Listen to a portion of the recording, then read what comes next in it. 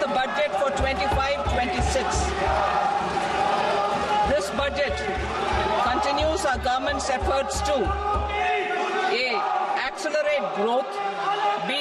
Secure inclusive development, C. Invigorate private sector investments, D. Uplift household sentiments, and E. Enhance spending power of India's rising middle class. Together, we embark on a journey to unlock our nation's tremendous potential for greater prosperity and global positioning under the leadership of Honorable Prime Minister Shri Narendra Modi. As we complete the first quarter of the 21st century, continuing geopolitical headwinds suggest lower global economic growth over the medium term. विकास की ओर हम देख रहे हैं। हमारी जो आकांक्षाएं हैं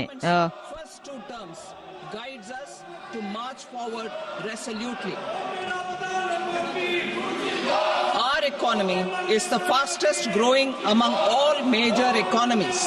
हमारी जो अर्थव्यवस्था है वो बढ़ती हुई और बड़ी अर्थव्यवस्था है और पिछले 10 वर्षों ने हमने जो है विश्व का क्या ध्यान आकर्षित किया है और इस 10 वर्ष में हमने अपने बहुमुखी विकास भी किया है।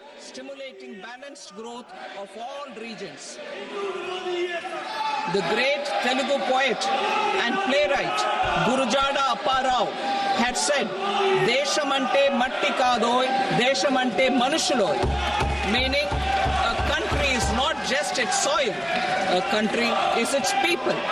In line with this, for us, Vikasit Bharat encompasses zero poverty, 100% quality good school education, access to high quality, affordable and comprehensive health care. हम जो है सबको स्वास्थ्य सुविधा दे रहे हैं, व्यापक स्वास्थ्य सुविधा हमें मिल रही है और इसके साथ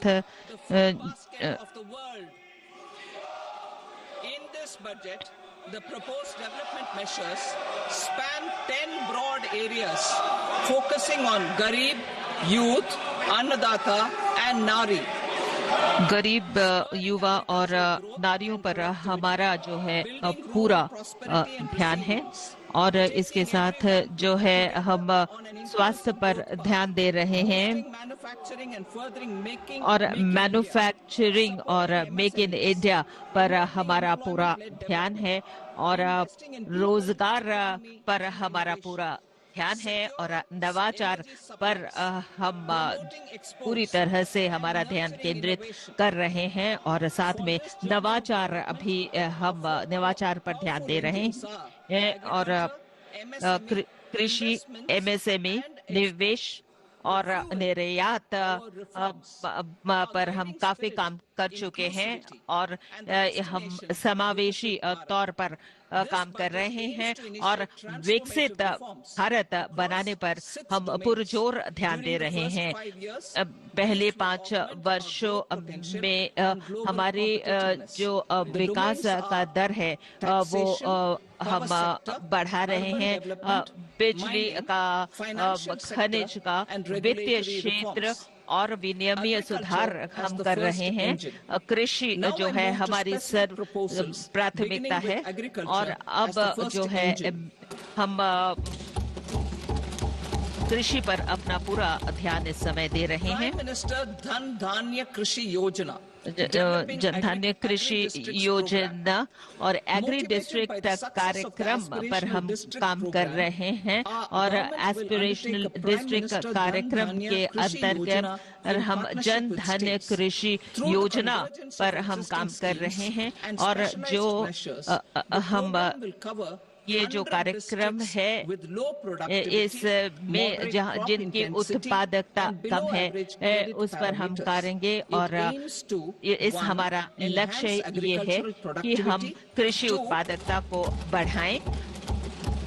adopt crop diversification और and उसके sustainable agricultural साथ practices. सतत 3, विकास augment प्रथाओं पर post-harvest हमारा storage at the जोर है panchayat and और block level. भंडारण की 4, सुविधा improve irrigation अच्छी हो facilities. और And इसमें 5, facilitate सिंचाई availability of long-term की and सुविधा short-term मिले credit. और दीर्घकालीन This program is और likely to help अल्पकालीन ऋण 1.7 दिया जाए crore जिससे farmers. कि हम प्रगति के रास्ते पर चल सकें Building rural prosperity and resilience. और comprehensive multi-sectoral rural लचीलापन prosperity and resilience multi sectoral program Samriddhi will be launched in partnership with the का states. कार्यक्रम जो है Through skilling, शुरू किया investment, जाएगा और technology, and इसमें integrating the rural प्रौद्योगिकी economy. The goal is to तथा generate ग्रामीण ample अर्थव्यवस्था को opportunities in rural एकीकृत areas हम so करेंगे और that ग्रामीण migration क्षेत्रों में is सुविधाओं की adoption and बढ़ोतरी not a होगी necessity. जिससे कि कृषि The program का will focus विकास on हो rural ग्रामीण women, क्षेत्र में young और farmers, हमारे जो rural ग्रामीण youth, महिला marginal हैं and small ग्रामीण farmers, युवा and हैं landless वंचित families. वर्ग The हैं details are in Annexure A. उनको हम जो है Global अतिरिक्त सहायता domestic- प्रदान global कर and रहे best- हैं domestic घरेलू best practices will be incorporated अच्छी and प्रथाएं जो है appropriate शुरू technical and की जाएगी financial assistance और will be वित्तीय sought from सहायता प्रदान multilateral की development जाएगी banks. Multilateral In phase 1, bank 100 इसे करेंगे developing फेज 1 में 100 agri-districts will be विकसित जिलाओं को कवर किया जाएगा शामिल किया जाएगा Impulses. और Our government is implementing हमारी the national सरकार mission for edible oilseed जो है for achieving Atmanirbharta तिलहन in edible oils. के Our क्षेत्र में farmers काम have कर the रही है capability हमारे to जो grow किसान enough हैं उनकी for our क्षमता है needs वो and पर्याप्त more. पैदावार कर 10 सकते years हैं ago, और we made अब concerted आने efforts वाले and पिछले succeeded in 10 वर्षों में achieving near हमने self-sufficiency ठोस in प्रयास pulses. किए और Farmers दालों और responded to the तिलहनों need by में increasing the हमने cultivated काफी area by बढ़ोतरी की 50%. 50% की बढ़ोतरी हुई है और प्रापण तथा लाभकारी मूल्य उनको मिल रहा है और अच्छी किफायती दरों पर उनको चीजें मिल रही हैं हमारी जो सरकार है वो फिक्स्ड ईयर मिशन की का शुभारंभ करने जा रही है और इसमें जो है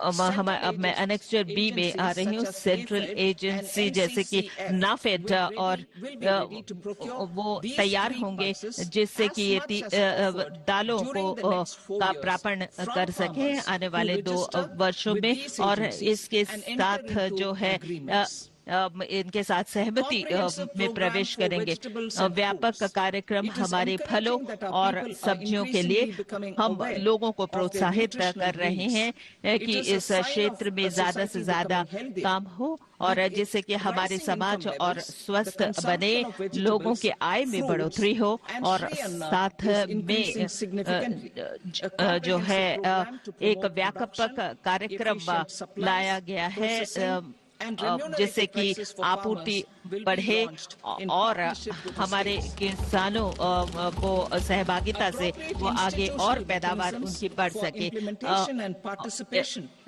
इसकी इसे लागू करने के लिए हमने जो है इस तरह का For this, there is a special opportunity for the people of Bihar. और बिहार के इसमें जो है और हम जो है विपणन के क्षेत्र में हम काम कर रहे हैं The board will provide hand-holding and training support to Makana farmers and will also work to ensure they receive the benefits of all relevant government schemes. A national mission on high-yielding seeds will be launched, aimed at 1. Strengthening research ecosystem, 2. Targeted development and propagation of seeds with high yield, pest resistance, and climate resilience, and 3. Commercial availability of more than 100 seed varieties released since July 2024. India ranks second largest globally in fish production and aquaculture. Seafood exports are valued at 60,000 crore rupees. To unlock the untapped potential of the marine sector, our government will bring in an enabling framework for sustainable harnessing of fisheries from Indian exclusive economic zone and high seas, with a special focus on the Andaman and Nicobar and Lakshadweep Islands. For the benefit of lakhs of cotton growing farmers, I am pleased to announce a mission for cotton productivity. This 5-year mission will facilitate significant improvements in productivity and sustainability of cotton farming and promote पिछले कुछ सालों में भी हुई है और इसकी गुणवत्ता को भी बढ़ाने की कोशिश की जा रही है। सबसे बड़ी बात यह है कि विज्ञान और प्रौद्योगिकी का लाभ किसानों तक पहुंचाया जाएगा। एकीकृत 5F विजन की स्थापना की जाएगी, इससे आय बढ़ेगी किसानों की, तथा यह भी सुनिश्चित किया जाएगा कि गुणवत्तापूर्ण कपास का उत्पादन हो और भारत की पारंपरिक वस्त्र उद्योग की जो क्षेत्र है उसको बेहतर किया जाएगा। किसान क्रेडिट कार्ड 7.7 करोड़ किसानों को लाभ पहुंचा रहा है, डेयरी किसानों को जो इसका फायदा मिल रहा है, और साथ ही साथ इंसेंटिव स्कीम इनके लिए आगे बढ़ती चली जाएगी। 3 लाख से लेकर 5 लाख रुपए तक इसकी सीमा को बढ़ाया गया है। आत्मनिर्भरता यूरिया के उत्पादन में आगे बढ़ रही है। हमारी सरकार ने पूर्वी क्षेत्र में 3 यूरिया प्लांट्स की स्थापना की है ताकि इस तरह के यूरिया के उत्पादन को आगे बढ़ाया जा सके। 12.7 लाख मीट्रिक टन उत्पादन जो है आसाम में कोशिश की जा रही है कि इसको पूरा किया जा सके। इंडिया पोस्ट में 5 लाख ग्रामीण डाकघर हैं। इंडिया पोस्ट पेमेंट बैंक्स की इनमें स्थापना की गई है। 2.4 लाख डाक सेवकों की सेवाएं ली जा रही हैं। ग्रामीण अर्थव्यवस्था इसके माध्यम से आगे बढ़ाई जा रही है। परिशिष्ट सी में इसके बारे में ज्यादा जानकारी दी गई है।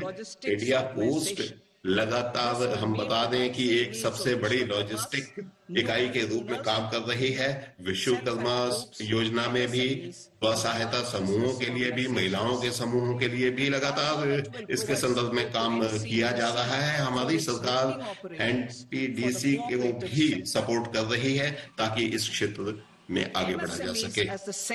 एमएसएमई दूसरा विकास इंजन है। अब मैं एमएसएमई की तरफ आपका ध्यान दिलाना चाहूंगी। इसमें विनिर्माण और सेवाओं के क्षेत्र को आगे बढ़ाया जा रहा है और 5.7 करोड़ एमएसएमईज हमारे साथ जुड़ी हैं और 1 करोड़ से अधिक पंजीकृत इकाइयां हमारे साथ जुड़ी हैं और ये हमारे विनिर्माण क्षेत्र का 36% हिस्सा है और वैश्विक मैन्युफैक्चरिंग हब भारत को बनाया जाए, इस दिशा में काम किया जा रहा है। और उनके गुणवत्तापूर्ण उत्पादों के साथ साथ ये एमएसएमईज हमारे 45% निर्यात के लिए उत्तरदायी है और इनकी क्षमता लगातार बढ़ रही है। इनका तकनीकी रूप से उन्नतीकरण किया जा रहा है। निवेश और टर्नओवर लिमिट की जानकारी आप देखेंगे, इनको बढ़ाया जाएगा और इसको 2.5 गुना बढ़ाया जाएगा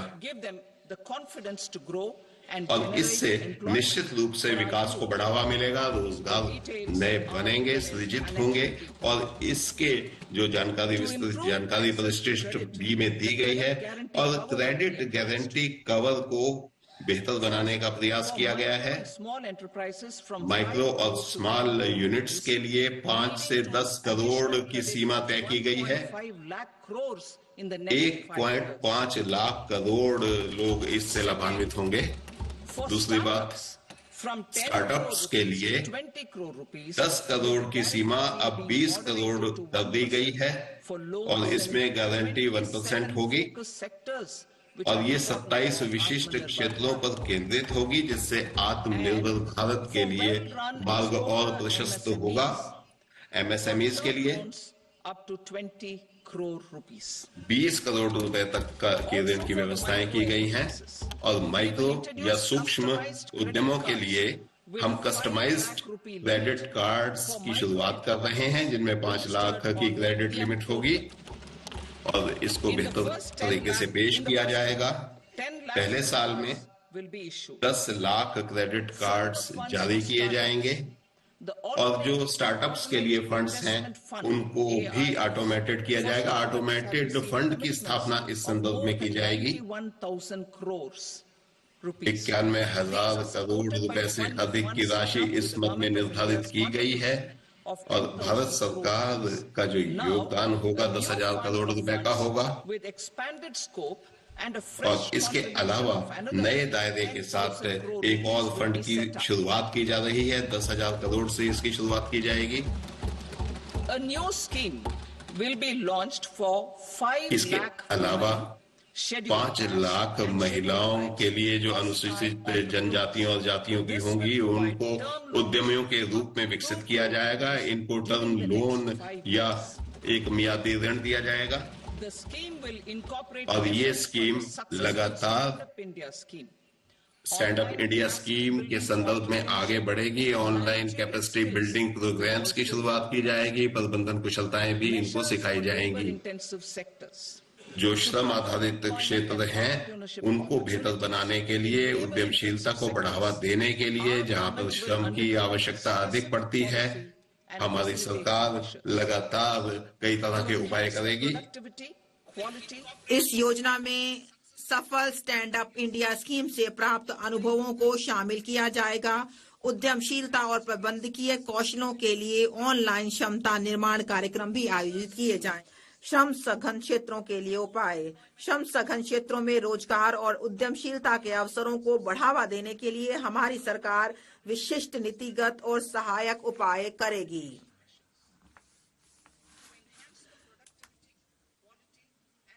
भारत के फुटवियर और लेदर क्षेत्र की उत्पादकता, गुणवत्ता और प्रतिस्पर्धात्मकता बढ़ने हेतु फोकस उत्पाद स्कीम कार्यान्वित की जाएगी। इस स्कीम में लेदर, फुटवियर और उत्पादों के लिए सहायता के अलावा बिना लेदर वाले गुणवत्तापूर्ण फुटवियर के उत्पादन हेतु आवश्यक डिजाइन क्षमता, घटक विनिर्माण और मशीनों के लिए सहायता दी जाएगी। इस स्कीम से 22 लाख व्यक्तियों को रोजगार मिलने और 4 लाख करोड़ का कारोबार और 1.1 लाख करोड़ से अधिक का निर्यात होने की उम्मीद है। खिलौना क्षेत्र के लिए उपाय। राष्ट्रीय खिलौना कार्य योजना के आधार पर हम भारत को वैश्विक खिलौना केंद्र बनाने के लिए एक योजना कार्यान्वित करेंगे। इस योजना में क्लस्टरों, कौशलों और ऐसे विनिर्माण इकोसिस्टम के विकास पर जोर दिया जाएगा जिसके परिणाम स्वरूप उच्च गुणवत्ता वाले ऐसे अनूठे, नवीन और पर्यावरण अनुकूल खिलौने मिलेंगे जो मेड इन इंडिया ब्रांड का प्रतिनिधित्व करेंगे। खाद्य प्रसंस्करण के लिए सहायता। पूर्वोदय में हमारी प्रतिबद्धता के अनुरूप हम बिहार में राष्ट्रीय प्रौद्योगिकी उद्यमशीलता और प्रबंधन संस्थान स्थापित करेंगे। इस संस्थान से पूरे पूर्वी क्षेत्र में खाद्य प्रसंस्करण कार्यकलापों को पुरजोर बढ़ावा मिलेगा।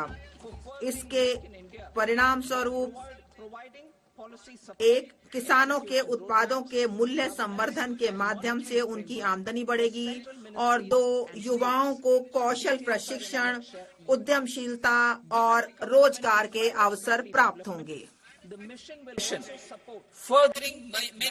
विनिर्माण मिशन मेक इन इंडिया को आगे बढ़ाना।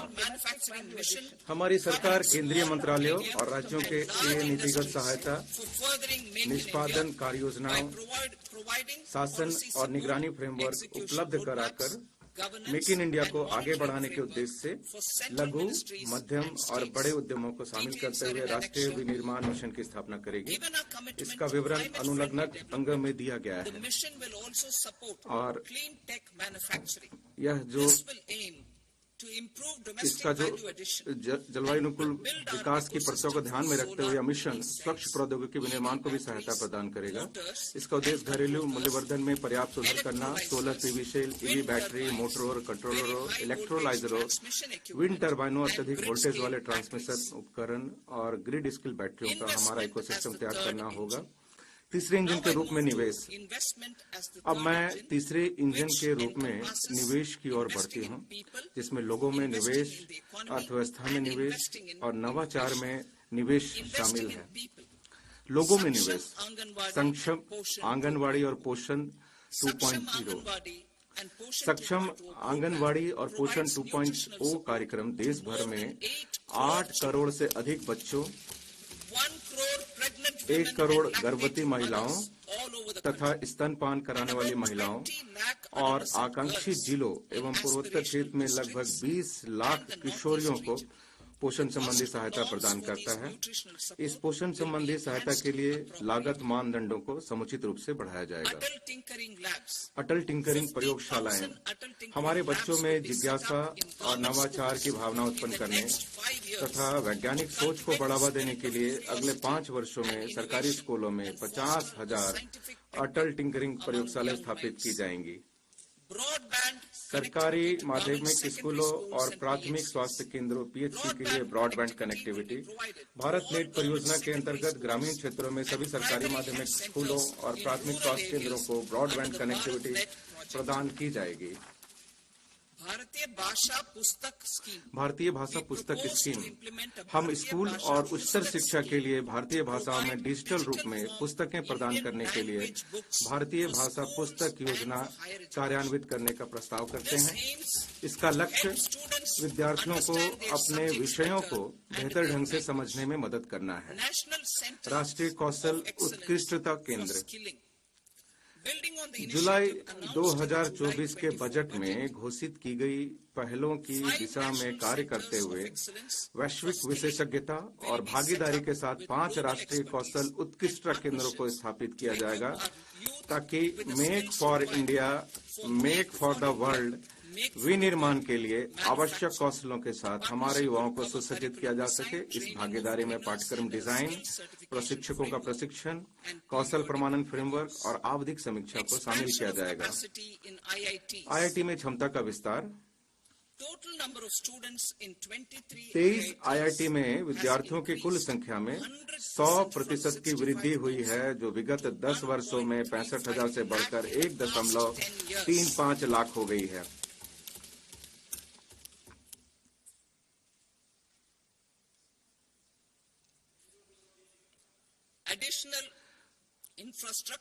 वर्ष 2014 के पश्चात शुरू की गई 5 आईआईटी में अतिरिक्त अवसंरचना का सृजन किया जाएगा, ताकि 6,500 और विद्यार्थियों के लिए शिक्षा को सुविधाजनक बनाया जा सके। आईआईटी पटना में छात्रावास और अन्य अवसंरचना संबंधी क्षमता को भी बढ़ाया जाएगा। Centre of excellence. शिक्षा हेतु centre of excellence in AI. शिक्षा हेतु एआई में उत्कृष्टता केंद्र। मैंने 2023 में कृषि, स्वास्थ्य और धार्मिक शहरों के लिए कृत्रिम बुद्धिमत्ता संबंधी 3 उत्कृष्टता केंद्रों की घोषणा की थी। अब 500 करोड़ के कुल परिव्यय से शिक्षा हेतु कृत्रिम बुद्धिमत्ता संबंधी एक उत्कृष्टता केंद्र स्थापित किया जाएगा। चिकित्सा शिक्षा का विस्तार। हमारी सरकार ने 10 वर्षों में लगभग 1.1 लाख स्नातक और स्नातकोत्तर चिकित्सा शिक्षा सीटों को जोड़ा है, और यह 130% की वृद्धि है। अगले 5 वर्षों में 75,000 सीटों को जोड़ने के लक्ष्य की दिशा में आगामी वर्ष में मेडिकल कॉलेज और अस्पतालों में 10,000 अतिरिक्त सीटें जोड़ी जाएंगी। 75,000 seats in the next 5 years. Daycare cancer centers. सभी जिला अस्पतालों में डे केयर कैंसर केंद्र स्थापित किए जाएंगे। हमारी सरकार अगले 3 वर्षों में सभी जिला अस्पतालों में डे केयर कैंसर केंद्रों को स्थापित करने की सुविधा प्रदान करेगी। वर्ष 2025-26 में 200 केंद्र स्थापित किए जाएंगे। शहरी आजीविका सुदृढ़ीकरण। हमारी सरकार शहरी गरीबों और कमजोर समूहों को सहायता प्रदान करने को प्राथमिकता देती आ रही है। शहरी कामगारों के सामाजिक और आर्थिक उत्थान के लिए एक स्कीम कार्यान्वित की जाएगी ताकि उनकी आय बढ़ने, धारणीय आजीविका और जीवन का बेहतर स्तर प्राप्त करने में उनकी सहायता की जा सके। पीएम स्वनिधि योजना ने उच्च ब्याज दर वाले अनौपचारिक क्षेत्र के ऋणों से राहत पहुंचाते हुए 68 लाख स्ट्रीट वेंडरों को लाभान्वित किया है। इस सफलता को आगे बढ़ाते हुए इस स्कीम को बैंकों से समर्थित ऋण 30,000 की सीमा के साथ यूपीआई लिंक्ड क्रेडिट कार्डों और क्षमता विकास सहायता के साथ नवीकृत किया जाएगा। ऑनलाइन प्लेटफॉर्म कामगारों के कल्याण के लिए सामाजिक सुरक्षा योजना। ऑनलाइन प्लेटफॉर्म के गिग कामगार नए युग की सेवा अर्थव्यवस्था में महत्वपूर्ण गतिशीलता प्रदान करते हैं। इनके योगदान को मान्यता देते हुए हमारी सरकार उनके पहचान पत्रों और ई श्रम पोर्टल पर पंजीकरण की व्यवस्था करेगी। उन्हें पीएम जन आरोग्य योजना के अंतर्गत स्वास्थ्य देखभाल प्रदान की जाएगी। इस उपाय से लगभग 1 करोड़ कामगारों को सहायता मिलने की उम्मीद है।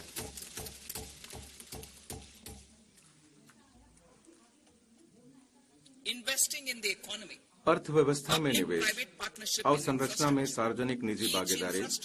अवसंरचना से जुड़ा प्रत्येक मंत्रालय 3 वर्ष पाइपलाइन वाली परियोजनाओं को लाएगा जिन्हें पीपीपी मोड में कार्यान्वित किया जा सके। राज्यों को भी ऐसा करने के लिए प्रोत्साहित किया जाएगा और वे पीपीपी प्रस्तावों को तैयार करने के लिए IIPDF भारत अवसंरचना परियोजना विकास निधि स्कीम से सहायता ले सकते हैं। अवसंरचना के लिए राज्यों को सहायता, पूंजीगत व्यय और सुधारों के लिए interest free loans to states for capital expenditure. पूंजीगत व्यय और सुधारों के लिए प्रोत्साहन हेतु राज्यों को 50 वर्ष की अवधि वाले ब्याज मुक्त ऋण हेतु 1.5 लाख करोड़ के परियोजना का प्रस्ताव किया जाता है। परिसंपत्ति मौद्रीकरण योजना 2025-30 वर्ष 2021 में घोषित प्रथम परिसंपत्ति मौद्रीकरण योजना की सफलता को आगे बढ़ाते हुए नई परियोजनाओं में 10 लाख करोड़ की पूंजी निवेश के लिए वर्ष 2025-30 हेतु द्वितीय परिसंपत्ति मौद्रीकरण योजना को शुरू किया जाएगा। इस योजना को सहायता प्रदान करने के लिए विनियामक और राजकीय उपायों को सुसंगत बनाया जाएगा। जल जीवन मिशन।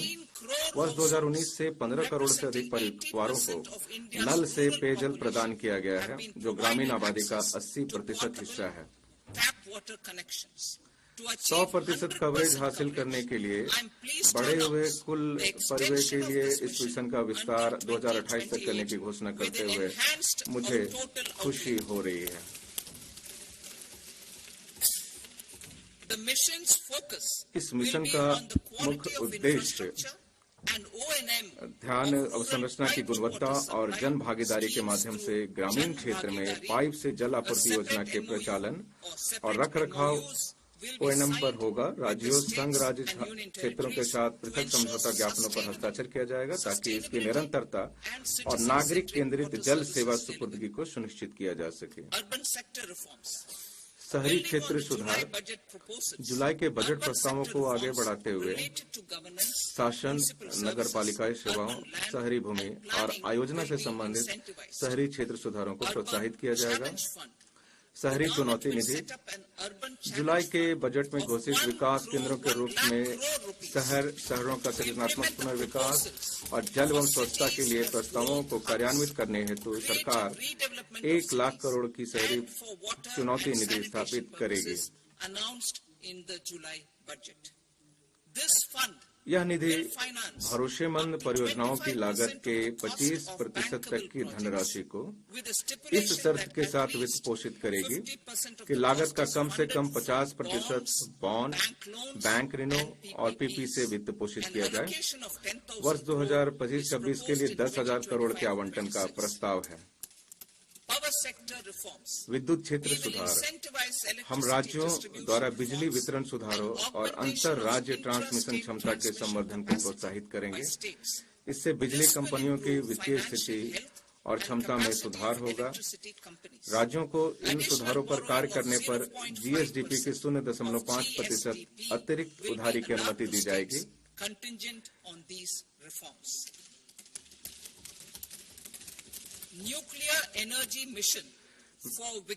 विकसित भारत के लिए परमाणु ऊर्जा मिशन। हमारे ऊर्जा परिवर्तन संबंधी प्रयासों के लिए वर्ष 2047 तक कम से कम 100 गीगावाट परमाणु ऊर्जा का विकास अत्यावश्यक है। इस लक्ष्य को हासिल करने के लिए निजी क्षेत्र के साथ सक्रिय भागीदारी हेतु परमाणु ऊर्जा अधिनियम और परमाणु विये नुकसान के लिए सिविल दायित्व अधिनियम में संशोधन किए जाएंगे। लघु मॉड्यूलर रिएक्टरों SMR के अनुसंधान और विकास के लिए 20,000 करोड़ के परिव्यय के साथ एक परमाणु ऊर्जा मिशन स्थापित किया जाएगा। वर्ष 2033 तक स्वदेशी रूप से विकसित कम से कम 5 SMR क्रियाशील हो जाएंगे।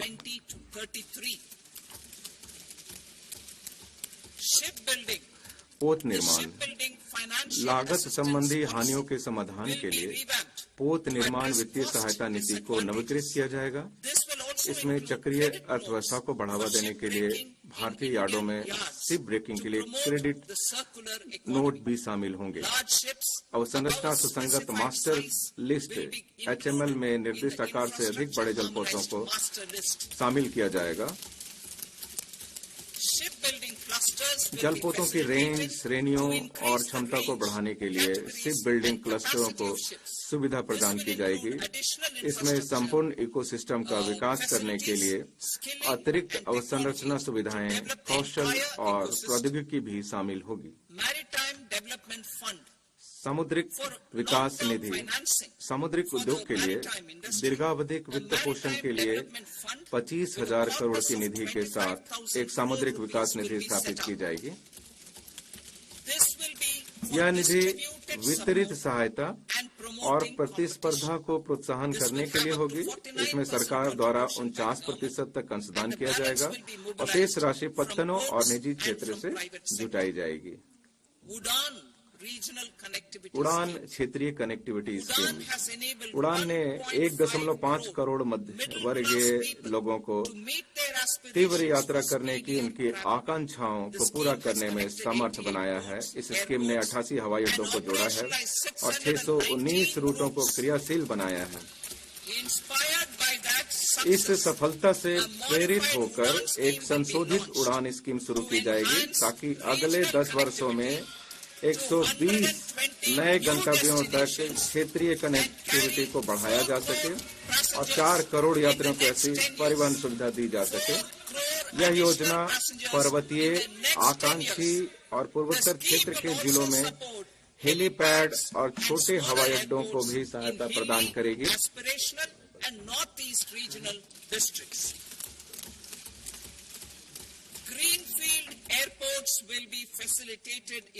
बिहार में ग्रीनफील्ड एयरपोर्ट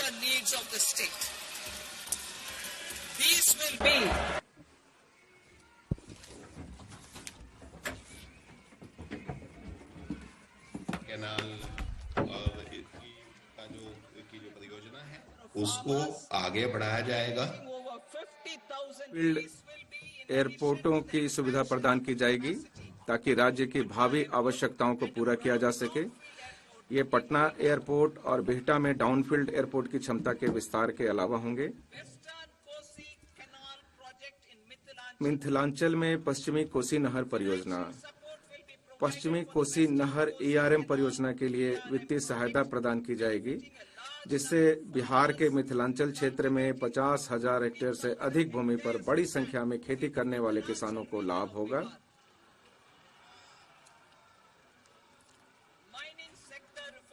खनन क्षेत्र सुधार। सर्वोत्तम पद्धतियों के आदान प्रदान और राज्य खनन सूचकांक की संस्थापना के माध्यम से लघु खनिजों सहित खनन क्षेत्र में सुधार किए जाएंगे। अवशिष्ट पदार्थों से महत्वपूर्ण खनिज प्राप्त करने के लिए एक नीति तैयार की जाएगी।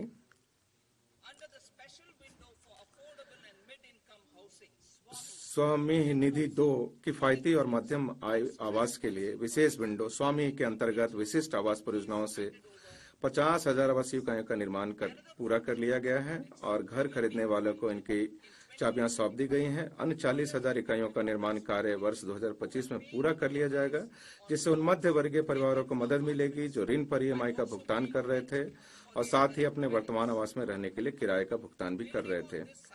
इस सफलता से प्रेरित होकर सरकार बैंकों और निजी निवेशकों के अंशदान के साथ एक मिश्रित वित्तीय सुविधा के रूप में स्वामी निधि 2 बनाई जाएगी। 15,000 करोड़ की इस निधि का लक्ष्य अन्य 1 लाख इकाइयों को शीघ्र पूरा करना है।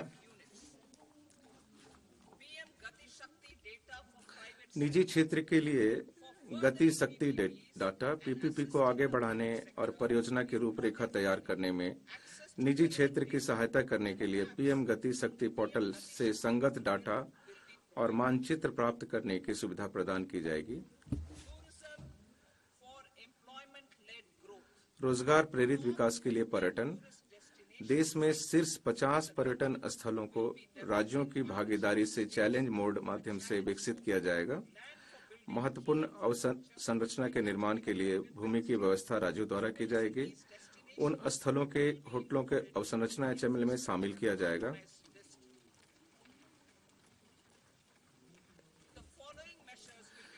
रोजगार प्रेरित विकास को सुगम बनाने के लिए निम्नलिखित उपाय किए जाएंगे। आतिथ्य प्रबंधन संस्थानों सहित हमारे युवाओं के लिए गहन कौशल विकास कार्यक्रमों का आयोजन, होम स्टे के लिए मुद्रा ऋण प्रदान करना, पर्यटन स्थलों में यात्रा की सुगमता और संपर्क में सुधार करना, पर्यटकों हेतु सुख सुविधाएं, स्वच्छता और विपणन संबंधी प्रयासों सहित प्रभावी पर्यटन स्थल प्रबंधन के लिए राज्यों को निष्पादन संबंध प्रोत्साहन प्रदान करना और कुछ पर्यटक समूह के लिए वीजा शुल्क छूट के साथ साथ ई-वीजा की सुविधाओं को सुव्यवस्थित करना। जुलाई के बजट में आध्यात्मिक और धार्मिक महत्व वाले स्थानों पर जोर देने के क्रम को आगे बढ़ाते हुए भगवान बुद्ध के जीवन काल से संबंधित स्थलों पर विशेष ध्यान दिया जाएगा।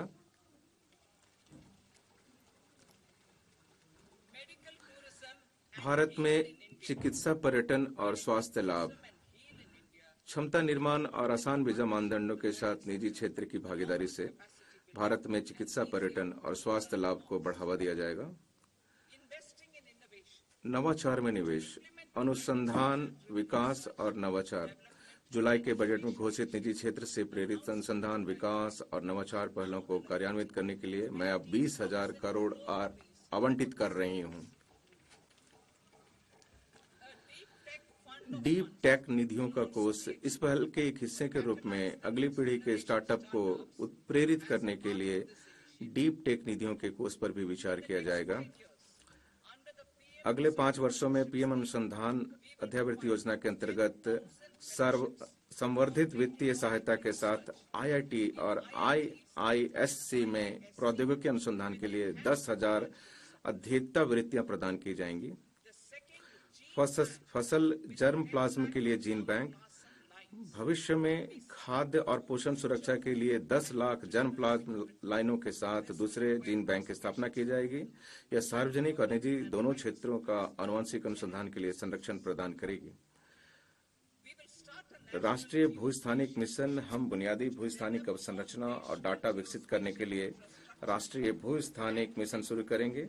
PM गति शक्ति का उपयोग करते हुए यह मिशन भू अभिलेखों, शहरी योजना और अवसंरचनात्मक परियोजनाओं के डिजाइन के आधुनिकीकरण में सुविधा प्रदान करेगी।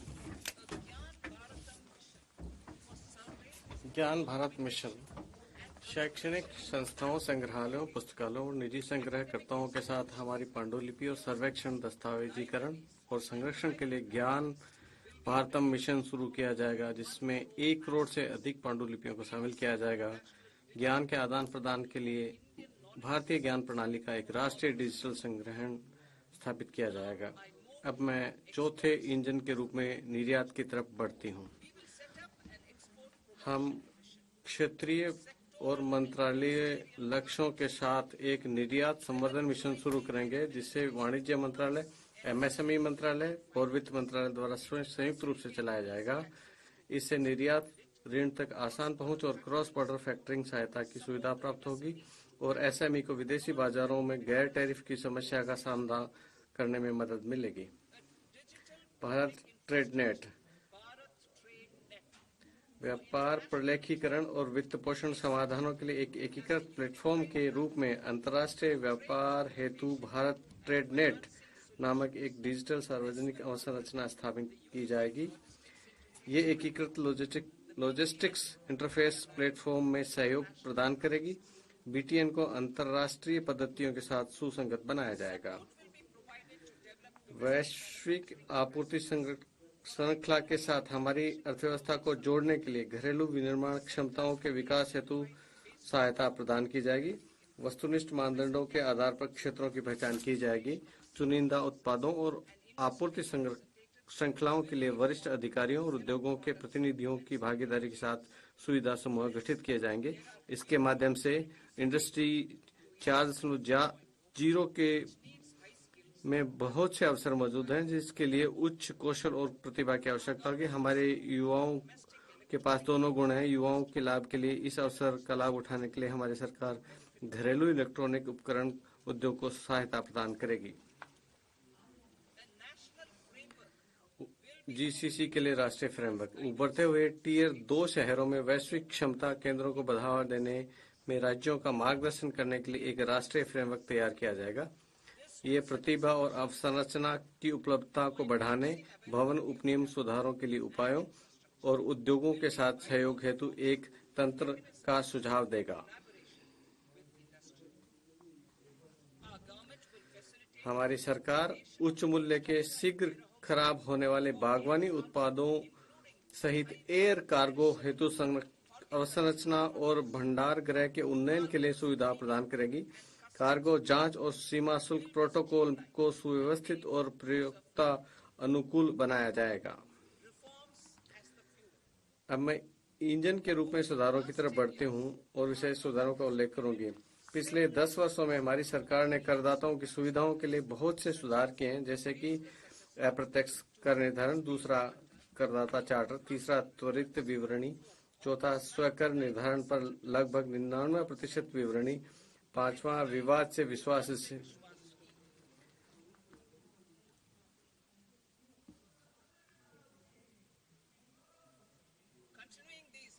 इन प्रयासों को आगे बढ़ाते हुए मैं कर विभाग के पहले विश्वास बाद में जांच संबंधी प्रतिबद्धता को पुनः दोहराती हूँ। मैं अगले सप्ताह एक नया आयकर विधेयक प्रस्तुत करने का भी प्रस्ताव करती हूँ। मैं भाग 6 में अप्रत्यक्ष कर सुधारों और प्रत्यक्ष करों में किए जाने वाले परिवर्तनों का विस्तृत विवरण दूंगी। बीमा क्षेत्र में विदेशी प्रत्यक्ष निवेश बीमा क्षेत्र में विदेशी प्रत्यक्ष निवेश को 74% से बढ़ाकर 100% किया जाएगा। ये संवर्धित सीमा उन कंपनियों के लिए उपलब्ध होगी जो भारत में संपूर्ण प्रीमियम का निवेश करेंगी।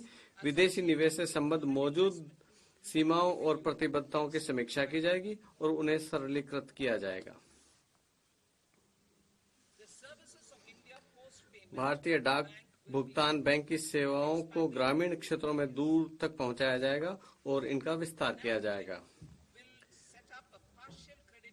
NABFID अवसंरचना के लिए कॉरपोरेट बॉन्ड हेतु एक आंशिक ऋण संवर्धन सुविधा स्थापित करेगा। सार्वजनिक क्षेत्र में बैंक SHG सदस्यों और ग्रामीण क्षेत्र के लोगों की ऋण आवश्यकताओं को पूरा करने के लिए ग्रामीण क्रेडिट स्कोर फ्रेमवर्क विकसित करेंगे। पेंशन उत्पादों के विनियमित समन्वय और विकास के लिए फोरम की स्थापना की जाएगी। KYC प्रक्रिया को सरल बनाने के संबंध में की गई घोषणा के कार्यान्वयन के लिए 2025 में केंद्रीय KYC रजिस्ट्रार का पुनरुद्धार किया जाएगा। हम आवधिक अद्यतनीकरण के लिए एक सुव्यवस्थित प्रणाली लागू करेंगे। कंपनियों के विलय के लिए त्वरित अनुमोदन संबंधी आवश्यकताओं और प्रक्रियाओं को तर्कसंगत बनाया जाएगा। शीघ्र विलय के दायरे में भी विस्तार किया जाएगा और प्रक्रिया को सरल बनाया जाएगा। अंतरिम बजट में ये प्रस्तावित हमने वर्ष 2024 में 2 देशों के साथ द्विपक्षीय निवेश संधियों पर हस्ताक्षर किए। सतत विदेशी निवेश को बढ़ावा देने और फर्स्ट डेवलप इंडिया की भावना से मौजूद मॉडल BIT का पुनरुद्धार करके इसे और अधिक निवेश अनुकूल बनाया जाएगा। विनियामक सुधार। पिछले 10 वर्षों के दौरान वित्तीय और गैर वित्तीय सहित विभिन्न पहलुओं में हमारी सरकार ने व्यवसाय करने की सुगमता के प्रति दृढ़ प्रतिबद्धता दिखाई है। हम ये सुनिश्चित करने के लिए संकल्पित हैं कि हमारे विनियमन प्रौद्योगिकी नवाचारों और वैश्विक नीतिगत विकास के साथ सामंजस्य स्थापित करें। सिद्धांत और विश्वास आधारित एक सरल विनियामक फ्रेमवर्क से उत्पादकता और रोजगार में वृद्धि होगी। इस फ्रेमवर्क के माध्यम से हम पुराने कानूनों के तहत बनाए गए विनियमनों को अद्यतन करेंगे। 21वीं सदी के लिए उपयुक्त इस आधुनिक, लचीली, जन उपयोगी और विश्वास आधारित विनियामक फ्रेमवर्क को विकसित करने के लिए मैं 4 विशिष्ट उपायों का प्रस्ताव करती हूँ। सभी गैर वित्तीय क्षेत्र संबंधी विनियमनों, प्रमाण, लाइसेंस और अनुमतियों की समीक्षा करने के लिए विनियामक सुधार हेतु उच्च स्तरीय समिति गठित की जाएगी। समिति से 1 वर्ष के भीतर अपनी सिफारिश प्रस्तुत करने की उम्मीद होगी। इसका उद्देश्य विश्वास आधारित आर्थिक व्यवस्था को सुदृढ़ करके परिवर्तनशील उपाय करना है, ताकि विशेषकर निरीक्षण और अनुपालन के मामले में व्यवसाय करने की सुगमता को बढ़ाया जा सके। राज्यों को भी इस प्रयास में शामिल होने के लिए प्रोत्साहित किया जाएगा। प्रतिस्पर्धी समन्वित संघवाद की भावना को आगे बढ़ाने के लिए वर्ष 2025 में राज्यों का निवेश अनुकूल सूचकांक शुरू किया जाएगा। वित्तीय स्थिरता और विकास परिषद के अंतर्गत वर्तमान वित्तीय विनियमनों और सहायक अनुदेशों के प्रभाव का मूल्यांकन करने के लिए एक तंत्र स्थापित किया जाएगा। ये तंत्र उनकी जवाबदेही बढ़ाने और वित्तीय क्षेत्र के विकास के लिए एक फ्रेमवर्क भी तैयार करेगा।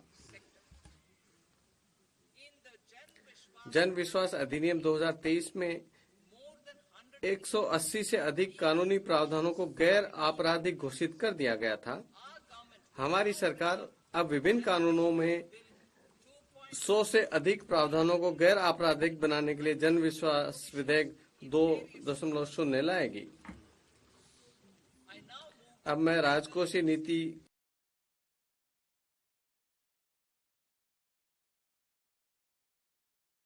के बारे में बताना चाहूंगी।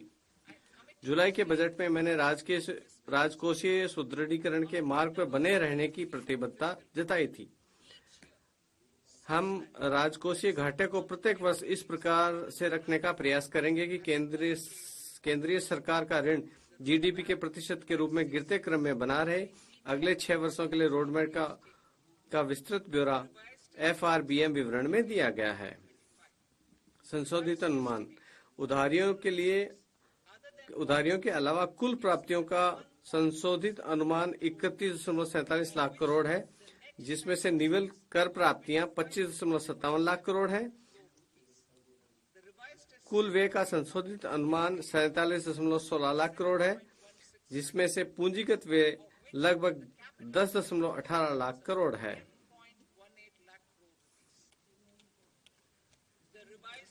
राजकोषीय घाटे का संशोधित अनुमान GDP का 4.8% है। बजट अनुमान वर्ष 2025-26 वर्ष 2025-26 में उधारियों के अतिरिक्त कुल प्राप्तियां और कुल व्यय क्रमशः 34.96 लाख करोड़ तथा 50.65 लाख करोड़ रुपए रहने का अनुमान है। निवल कर प्राप्तियां 28.37 लाख करोड़ रहने का अनुमान है। राजकोषीय घाटा GDP का 4.4% रहने का अनुमान है। राजकोषीय घाटे को वित्तपोषित करने के लिए दिनांकित प्रतिभूतियों से निवल बाजार उधारियों के 11.54 लाख करोड़ रहने का अनुमान है। शेष वित्तपोषण लघु बचतों और अन्य स्रोतों से आने की संभावना है। सकल बाजार उधारियां 14.82 लाख करोड़ रहने का अनुमान है। अब मैं भाग 6 की ओर बढ़ती हूँ।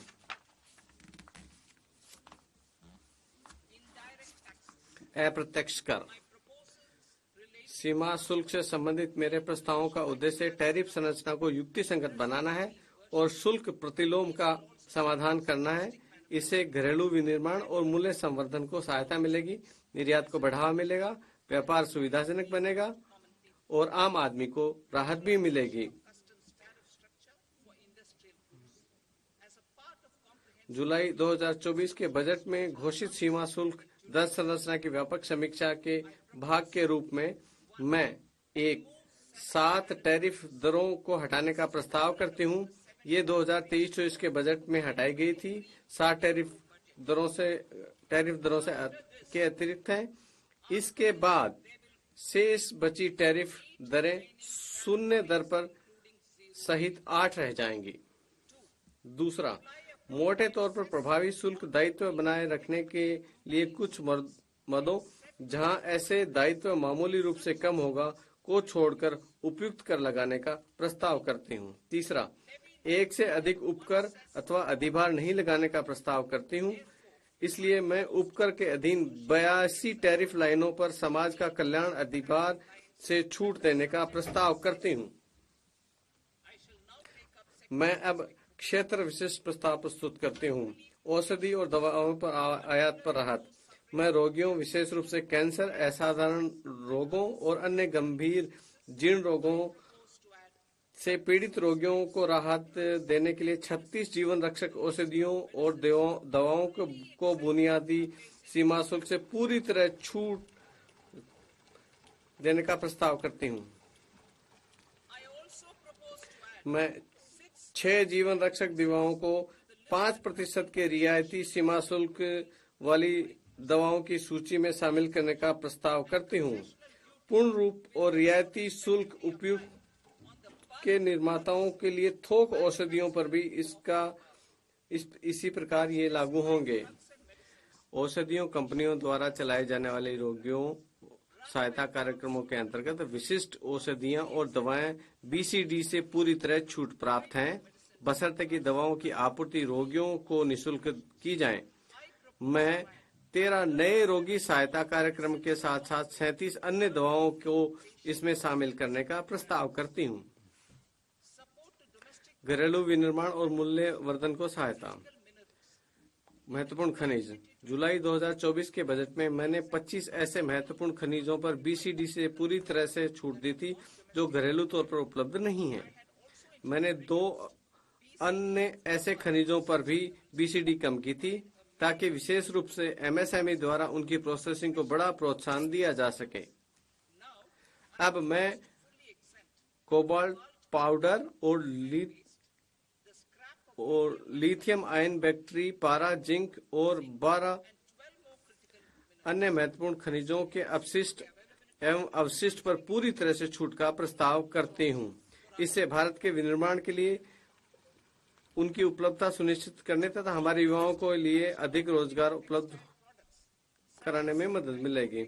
मैं प्रतिस्पर्धी मूल्यों पर तकनीकी वस्त्र उत्पादों जैसे कृषि वस्त्रों, चिकित्सा वस्त्रों, भू वस्त्रों के घरेलू उत्पादन को बढ़ावा देने के लिए पूरी तरह से छूट का प्रस्ताव, वस्त्र मशीनरी की सूची में 2 अन्य प्रकार के शटल रहित करघों को शामिल करने का प्रस्ताव करती हूँ।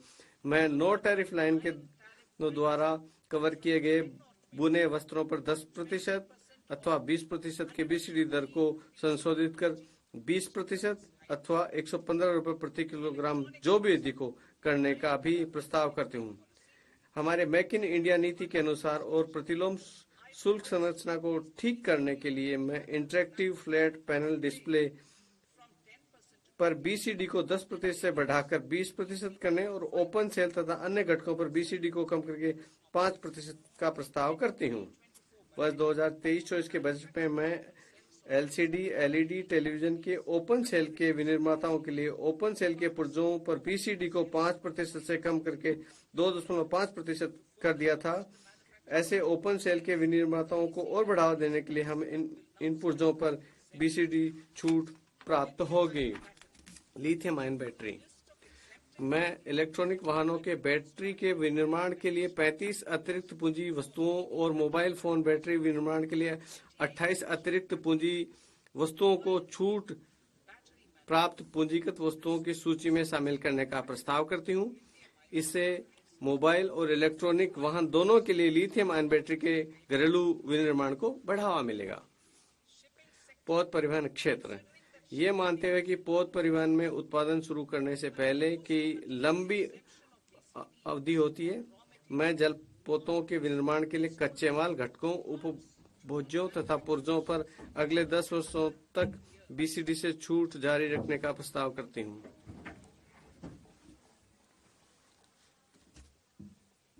I also मैं पुराने पोतों को तोड़ने और अधिक प्रतिस्पर्धी बनाने के लिए इस सामान छूट देने का भी प्रस्ताव करते हूँ। मैं वर्गीकरण उत्पादों को रोकने के लिए कैरियर ग्रेड इथरनेट स्विच पर BCD non carrier ethernet switch को सक्षम बनाने के लिए 20% से कम करके 10% का प्रस्ताव करती हूँ। हस्तशिल्प के निर्यात को बढ़ावा देने के लिए मैं निर्यात की समयावधि को 6 महीने से बढ़ाकर 1 वर्ष करने का प्रस्ताव करती हूँ, जिससे आवश्यकता पड़ने पर आगे और 3 महीने के लिए बढ़ाया जा सकता है। मैं शुल्क मुक्त इनपुट की सूची में 9 और मदों को शामिल करने का भी प्रस्ताव करती हूँ। लेदर क्षेत्र, मैं घरेलू मूल्य वर्धन और रोजगार के लिए आयात और सुविधाजनक बनाने के लिए वेट ब्लू लेदर पर बीसीडी से पूर्ण छूट देने का प्रस्ताव करती हूँ। मैं छोटे चर्म शोधकों द्वारा निर्यात को सुविधाजनक बनाने के लिए क्रस्ट लेदर को 20% निर्यात शुल्क से छूट देने का भी प्रस्ताव करती हूँ। समुद्री उत्पाद, वैश्विक समुद्री खाद्य व्यापार को भारत की प्रतिस्पर्धात्मकता को बढ़ाने के लिए विनिर्माण हेतु फ्रोजन फिश पेस्ट और इसके जैसे उत्पादों के निर्यात पर बीसीडी को 30% से घटाकर 5% करने का प्रस्ताव करती हूँ। मैं मछलियों और झींगों का आहार बनाने के लिए फिश हाइड्रोसिलेट पर बीसीडी को 15% से घटाकर 5% करने का प्रस्ताव करती हूँ। जुलाई 2024 के बजट में वायुयानों और जलयानों के लिए घरेलू एमआरओ के विकास को बढ़ावा देने के लिए मैंने मरम्मत के लिए आयातित विदेशी मूल की वस्तुओं को निर्यात की समय सीमा 6 महीने से बढ़ाकर 1 वर्ष की थी, जिसे आगे 1 वर्ष के लिए और बढ़ाया जा सकता है। अब मैं रेल सुविधाओं के लिए भी इसी छूट का प्रस्ताव भी करती हूँ। वर्तमान में समय सीमा शुल्क अधिनियम 1962 में प्रोविजनल कर निर्धारणों को अंतिम रूप देने के लिए किसी समय सीमा का प्रावधान नहीं है, जिससे व्यापार में अनिश्चितता रहेगी और लागत बढ़ेगी। व्यवसाय करने की सुगमता को बढ़ावा देने के उपाय के रूप में मैं प्रोविजनल कर निर्धारण को अंतिम रूप देने के लिए 2 वर्षों की समय सीमा तय करने का प्रस्ताव करती हूँ, जिसे 1 वर्ष के लिए बढ़ाया जा सकता है। मैं एक नया प्रावधान शुरू करने का प्रयास करती हूँ, जिसे आयातक या निर्यातक माल की मंजूरी के बाद स्वेच्छा से महत्वपूर्ण तथ्यों की घोषणा कर सकें और जुर्माने के बिना ब्याज सहित शुल्क का भुगतान कर सकें। इससे स्वैच्छिक अनुपालन को प्रोत्साहन मिलेगा। तथापि ये प्रावधान उन मामलों पर लागू नहीं होगा जिनमें विभाग पहले ही लेखा परीक्षा या अन्वेषण कार्रवाई शुरू कर चुका है। उद्योगों को अपनी आयातों की बेहतर योजना बनाने के उद्देश्य से मैं संगत नियमों में आयातित इनपुट के अंतिम उपयोग की समय सीमा 6 महीने से बढ़ाकर 1 वर्ष करने का प्रस्ताव करती हूँ। इससे लागत और आपूर्ति की अनियमितता को ध्यान में रखते हुए प्रचालन संबंधी लचीलापन मिलेगा। इसके अलावा ऐसे आयातकों को मासिक विवरण के बजाय अब केवल तिमाही विवरण दाखिल करना होगा।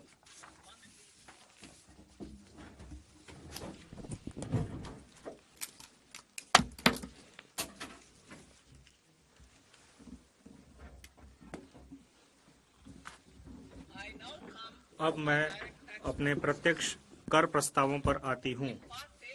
भाग क में मैंने विकसित भारत के विजन को साकार करने के लिए कराधान सुधारों को मुख्य सुधारों के रूप में संक्षिप्त रूप में रेखांकित किया है।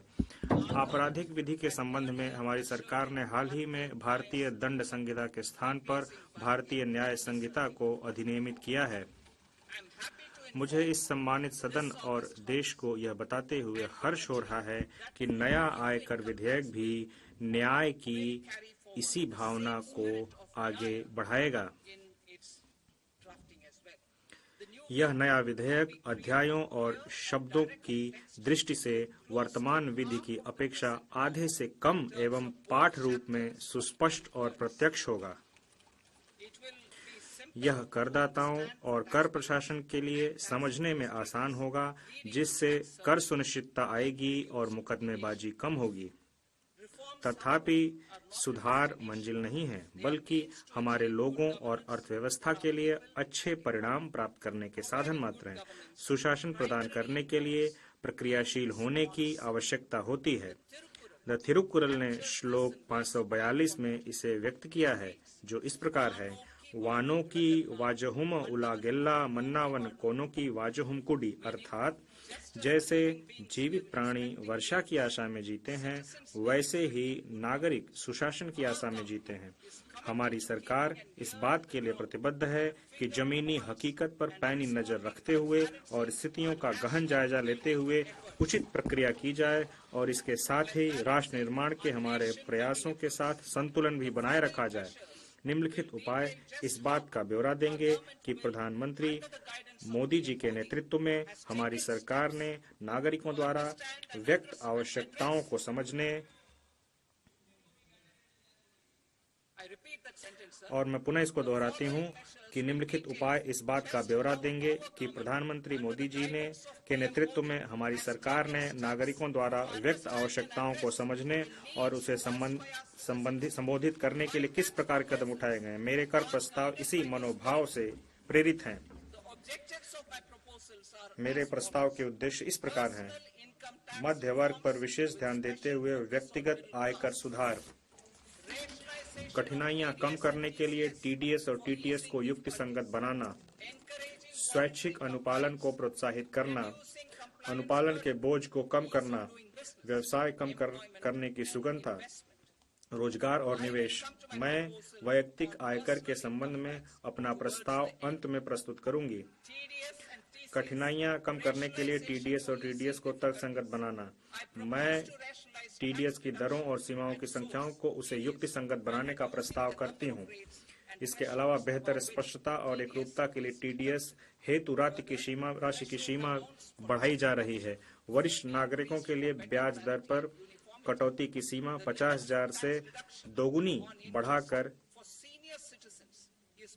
1 लाख की जा रही है।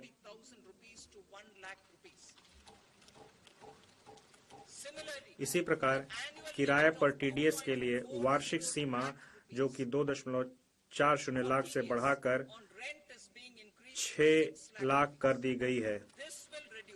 इससे टीडीएस देयता वाले लेन देनों की संख्या में भारी कमी आएगी और भुगतान पाने वाले छोटे करदाता लाभान्वित होंगे। भारतीय रिजर्व बैंक की उदारीकृत धन संप्रेषण स्कीम के अंतर्गत धन संप्रेषणों पर टीसीएस की सीमा को 7 लाख से बढ़ाकर 10 लाख कर दिया गया है। मैं शिक्षा प्रयोजनों के लिए उन धन संप्रेषणों पर टीसीएस को हटाने का प्रस्ताव भी करती हूं, जहां ऐसे धन संप्रेषण निर्दिष्ट वित्तीय संस्था से लिए गए ऋण से हों। माल बिक्री से जुड़े हुए किसी भी लेन देन पर टीडीएस और टीसीएस दोनों लागू किए जा रहे हैं। अनुपालन से जुड़ी हुई कठिनाइयों से बचने के लिए मैं टीसीएस को हटाने का प्रस्ताव करती हूं। मैं यह भी प्रस्ताव करती हूं कि अब उच्च टीडीएस कटौती के प्रावधान केवल गैर पैन मामलों पर ही लागू होंगे। जुलाई 24 में विवरणी दाखिल करने की नियत तारीख तक टीडीएस के भुगतान में विलंब और गैर आपराधिक कर दिया गया था। मैं टीसीएस प्रावधानों के लिए भी इसी छूट का प्रावधान करने का प्रस्ताव करती हूं। माननीय प्रधानमंत्री मोदी जी के नेतृत्व में हमारी सरकार सबका साथ, सबका विकास, सबका विश्वास और सबका प्रयास के मंत्र में आस्था रखती है। इसी के अनुरूप हम उन करदाताओं द्वारा स्वैच्छिक अनुपालन किए वर्ष 2022 में विवरणी को अद्यतन करने की सुविधा लेकर आए, जिन्होंने सही आय की सूचना देने में चूक की हो। करदाताओं पर हमारा विश्वास सही साबित हुआ। लगभग 90 लाख करदाताओं ने अतिरिक्त कर का भुगतान करते हुए स्वैच्छिक रूप से अपनी आय संबंधित ब्यौरों को अद्यतन किया। इस विश्वास को आगे बढ़ाते हुए मैं अब किसी भी कर निर्धारण वर्ष के लिए अद्यतन विवरणी दाखिल करने की समय सीमा को मौजूदा 2 वर्ष से बढ़ाकर 4 वर्ष करने का प्रस्ताव करती हूँ। मैं छोटे धर्मार्थ न्यास संस्थानों की पंजीकरण की अवधि को बढ़ाकर 5 वर्ष से 10 वर्ष करके ऐसी संस्थाओं के अनुपालन संबंधी बोझ को कम करने का प्रस्ताव करती हूँ। यह भी प्रस्ताव किया जाता है कि धर्मार्थ संस्थाओं द्वारा अपूर्ण आवेदनों को दाखिल किए जाने जैसी छोटी चूक के अत्यधिक गंभीर परिणाम न हो। वर्तमान में करदाता कतिपय शर्तों को पूरा करके ही अपने स्वामित्व वाली संपत्तियों के लिए शून्य वार्षिक मूल्य का दावा कर सकते हैं। करदाताओं को हो रही कठिनाइयों को देखते हुए बिना शर्त के ऐसी 2 संपत्तियों के लाभ की अनुमति प्रदान करने का प्रस्ताव किया जाता है। मैं अंतरण मूल्य की प्रक्रिया को कारगर बनाने और वार्षिक जांच का एक विकल्प मुहैया कराने हेतु 3 वर्षों की ब्लॉक अवधि के लिए अंतर्राष्ट्रीय लेन देन के मामलों में आर्म्स लेंथ मूल्य निर्धारण करने हेतु एक योजना शुरू करने का प्रस्ताव करती हूँ। यह योजना सर्वोत्तम वैश्विक पद्धतियों के अनुरूप होगी। अंतर्राष्ट्रीय कराधान में विवादों को कम करने और निश्चितता को बनाए रखने की दृष्टि से सेफ हार्बर नियमों के दायरे को विस्तार किया जा रहा है। वर्तमान में अनेक वरिष्ठ और अति वरिष्ठ नागरिकों के पास बहुत पुराने NSS खाते हैं। चूंकि ऐसे खातों पर अब कोई ब्याज देय नहीं है, अतः मैं 29 अगस्त 2024 को या उसके पश्चात व्यक्तियों द्वारा राष्ट्रीय बचत स्कीम को किए गए आहरण पर छूट प्रदान करने का प्रस्ताव करती हूँ। मैं NPS वात्सल्य खातों के लिए भी ऐसी ही व्यवस्था का प्रस्ताव करती हूँ, जैसे कि समग्र सीमाओं के अध्ययन सामान्य NPS खातों के लिए उपलब्ध है। जुलाई 2024 में मेरे भाषण में मैंने वचन दिया था कि अपीलीय आदेशों को प्रभावी करने सहित सभी प्रक्रियाओं को अगले 2 वर्षों में डिजिटलाइज करते हुए इन्हें कागज रहित कर दिया जाएगा। मुझे यह घोषणा करते हुए प्रसन्नता हो रही है कि डिजिटलीकरण को क्रियाशील किया जा रहा है।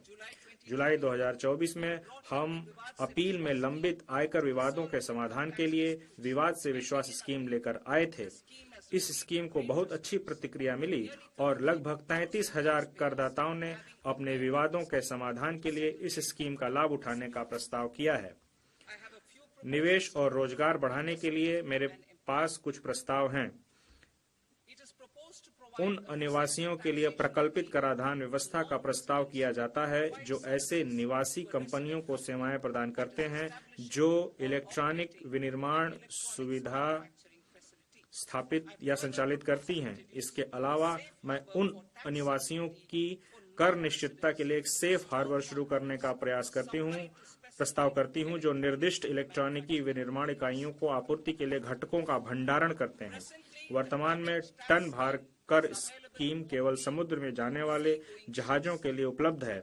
देश में अंतर्देशीय जल परिवहन को बढ़ावा देने के लिए मौजूदा टन भार कर स्कीम के लाभों को भारतीय जलयान अधिनियम 2021 के अंतर्गत पंजीकृत अंतर्देशीय जलयानों के लिए भी विस्तारित करने का प्रस्ताव किया जाता है। हम भारतीय स्टार्टअप को सहायता जारी रख रहे हैं। मैं 5 वर्षों तक निगमन की अवधि का विस्तार करने का प्रस्ताव करती हूं ताकि स्टार्टअप को उपलब्ध लाभों को 1/4/2030 से पहले निगमित होने वाले स्टार्टअप को प्रदान किया जा सके। IFSC में अतिरिक्त कार्यकलापों को आकर्षित और प्रोत्साहित करने के लिए मैं अन्य बातों के साथ साथ IFSC में स्थापित जलयान लीजिंग इकाइयों, बीमा कार्यालयों, वैश्विक कंपनियों के ट्रेजरी केंद्रों के लिए विशिष्ट लाभों का प्रस्ताव कर रही हूं। इसके अलावा IFSC में प्रारंभ करने की निर्णायक तारीख को भी लाभ का दावा करने के लिए 5 वर्षों तक बढ़ाकर 31/3/2030 तक कर दिया गया है। श्रेणी 1 और श्रेणी 2 AIF अवसंरचना और ऐसे ही अन्य क्षेत्रों में निवेश कर रही है। मैं इन निकायों को प्रतिभूतियों से होने वाले लाभों पर कराधान की निश्चितता प्रदान करने का प्रस्ताव करती हूँ। सॉवरेन धन निधियों और पेंशन निधियों द्वारा अवसंरचना के क्षेत्र में वित्त पोषण को बढ़ावा देने के लिए मैं निवेश की तारीख को 5 वर्ष से बढ़ाकर 31 मार्च 2030 तक बढ़ाने का प्रस्ताव करती हूँ।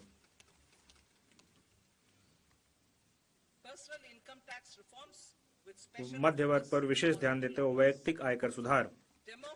विकसित भारत की ओर हमारी यात्रा में लोकतंत्र, जननांगिकी और मांग हमारे मुख्य सहायक स्तंभ हैं। मध्य वर्ग भारत के विकास के लिए शक्ति प्रदान करता है। प्रधानमंत्री मोदी जी के नेतृत्व में सरकार ने राष्ट्र निर्माण में मध्य वर्ग की सराहनीय ऊर्जा और क्षमता में हमेशा विश्वास जताया है।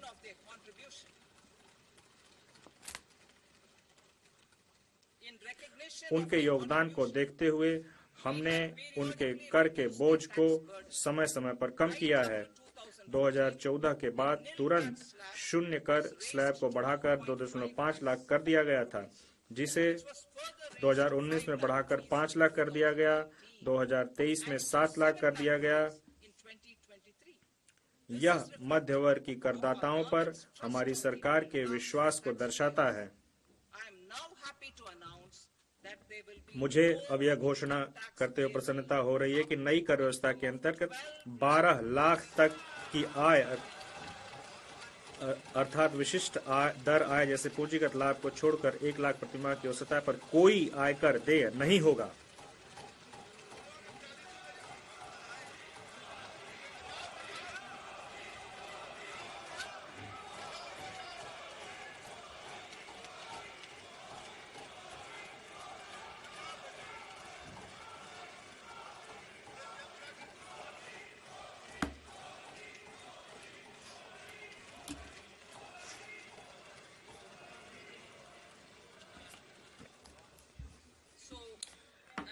अतः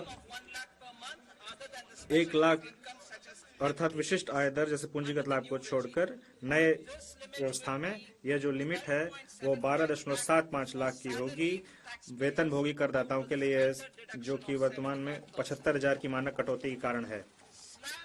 सभी करदाताओं को लाभान्वित करने के लिए सभी श्रेणियों में कर लैब और दरों में परिवर्तन किए जा रहे हैं।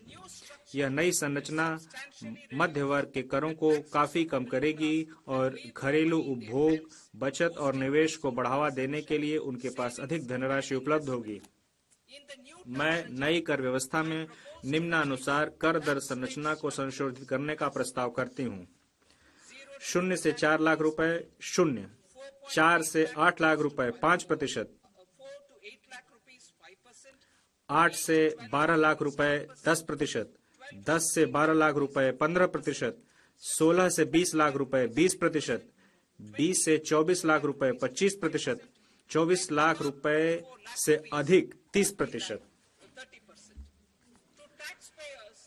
12 लाख तक की आय वाले करदाताओं के लिए विशिष्ट आय दर को छोड़कर जैसे कैपिटल गेन स्लैब, मैं फिर से पढ़ती हूँ, 12 लाख तक की आय वाले करदाताओं के लिए विशिष्ट आय दर को छोड़कर जैसे कैपिटल गेन, जो स्लैब दर में कटौती के कारण होने वाले लाभ के अलावा कर में छूट इस ढंग से प्रदान की जा रही है कि उनके द्वारा कर का कोई भुगतान नहीं किया जाएगा।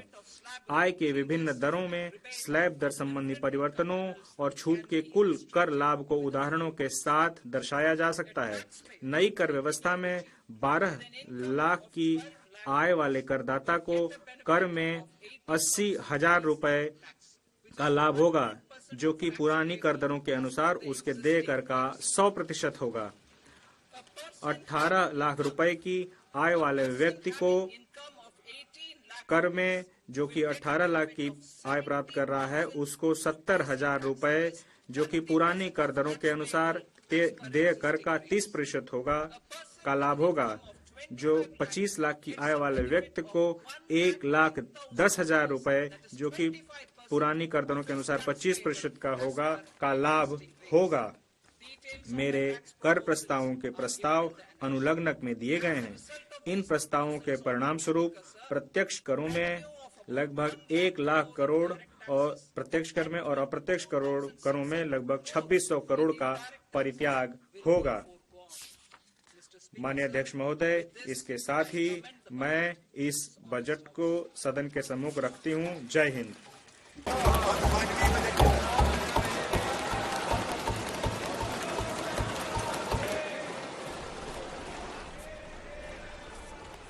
Item number 2